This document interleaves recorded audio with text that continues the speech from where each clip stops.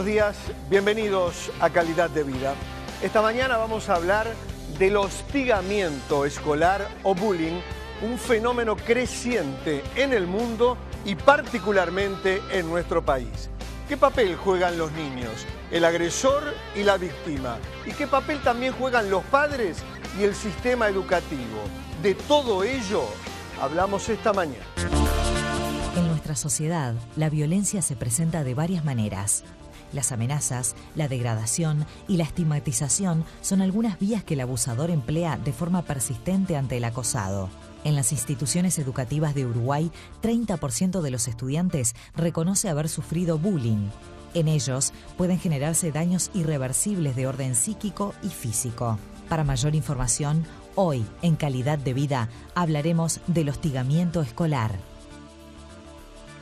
Y vamos a hablar del tema, como siempre, con un distinguidísimo panel, con testimonios además y con datos, con cifras. A mi lado les presento a la psicóloga Silvana Giachero. Ella es la presidenta del Congreso Internacional justamente de Mobbing y Bullying, que se realiza en nuestro país en los próximos días con presencia de figuras relevantes. Los número 1 del mundo estarán en el Uruguay. A su lado, la también psicóloga Razia Friedler. Ella es directora de Salud Arte y nos va a contar cómo desde su ONG se puede trabajar en la recuperación de niños que han sufrido este tipo de bullying, el hostigamiento escolar. Y también vamos a tener más adelante un testimonio y la palabra del sociólogo Fernando Salas de la Universidad de Montevideo, que termina de hacer un trabajo completísimo, un relevamiento del hostigamiento en nuestro país, que será presentado íntegramente en este Congreso Internacional del que hablábamos. Muy buenos días a ambas, muchas gracias por la presencia. Para empezar, psicóloga Silvana Giachero, ¿qué es el bullying, el hostigamiento escolar? El hostigamiento escolar es el acoso psicológico, es torturar psicológicamente a un niño o a un adolescente dentro del ámbito escolar. El hostigador empieza a buscarle como el punto débil a este chico hasta que se lo encuentra, y a partir de ahí, una vez que el chico reacciona porque le dolió el daño que le causó, ¿verdad?, por esa humillación, lo que hace es empezar a disparar este hostigamiento en forma sistemática y reiterada. ¿Qué implica esto? Que no es un hecho aislado, no es un conflicto, acá no hay un problema entre chicos, sino que acá lo que hay es un abuso, ¿verdad? Este hostigador empieza a generar estrategias que van amedrentando y van aislando a este chico, primero en forma muy solapada y luego se va haciendo más visible. Por eso hay que tener mucho cuidado y estar muy alerta y saber de qué manera se da. ¿El hostigador tiene cómplices? Sí, encontramos dos tipos, ¿no? El hostigador se empieza a hacer famoso por matonear al otro, empieza a tener poder porque justamente lo que él quiere es controlar. Entonces los demás por miedo se van juntando y eso es lo que genera este fenómeno de masas, de que todos terminan hostigando a un chico y por eso queda totalmente aislado. Pero también se da que hay otros que se mantienen al margen en forma casi de indiferencia o de silencio, que también hace que el hostigador pueda seguir creciendo en sus estrategias, ¿verdad? O sea que cuando nosotros vamos a analizar este tema tenemos que tener en cuenta el contexto en el que se da, el colegio, los docentes, los padres, como tú bien dijiste, pero también al hostigador, a los testigos y a la víctima. No es un problema fácil de resolver una vez que se desata, por eso hay que tratarlo previamente en las primeras etapas que se empieza a dar, pero tampoco es la solución sacar del colegio ni a la víctima ni al hostigador, ¿verdad? Que acaso sea una solución fácil, ¿no? Que sea el camino que muchas veces pueden tomar los centros educativos, ¿no?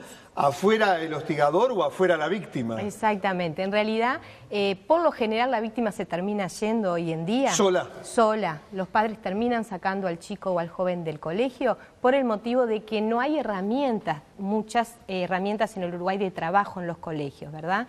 Pero siempre el hostigador queda y el peligro es que este chico va a ir después contra otros, ¿verdad? O sea, va a seguir hostigando. Entonces, acá tampoco se trata de que la solución sea sacar al chico hostigado. Hay que buscar estrategias desde la escuela tener protocolos de cómo actuar en este tipo de casos y qué no hacer, ¿verdad? Hay que ver bien qué deben hacer los padres, los docentes y la institución frente a este tipo de situación. Vamos a hablar de todo esto que nos expresaba la psicóloga Silvana Giachero más adelante. Y ahora a lo prometido. El sociólogo Fernando Salas de la Universidad de Montevideo, que junto a otros técnicos ha hecho un trabajo, un relevamiento en la enseñanza privada, segundo año de liceo, de cuál es el quantum, qué importancia ha cobrado el bullying, el hostigamiento escolar en nuestro país. Y estos son los datos preliminares.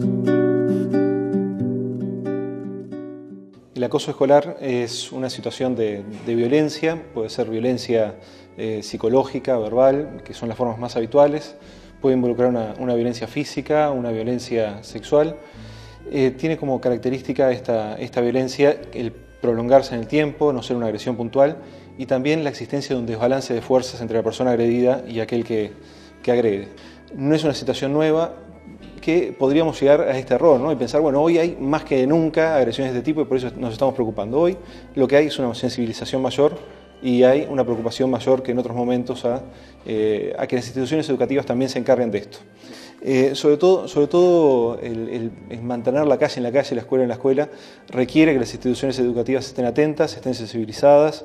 Hay distintas estrategias. Algunos recomiendan incluso que la institución haga una encuesta periódica para saber cómo está esta problemática, que haga reuniones con los padres, que los informe, que sensibilice a sus alumnos, que les enseñe herramientas para la mediación.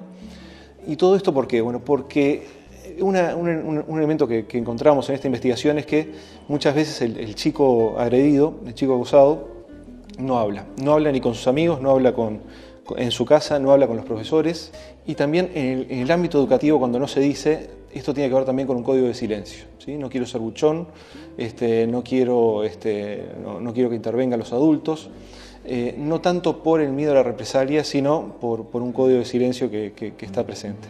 Algo que llama muchísimo la atención también es que la mayoría de las agresiones se dan dentro de la clase.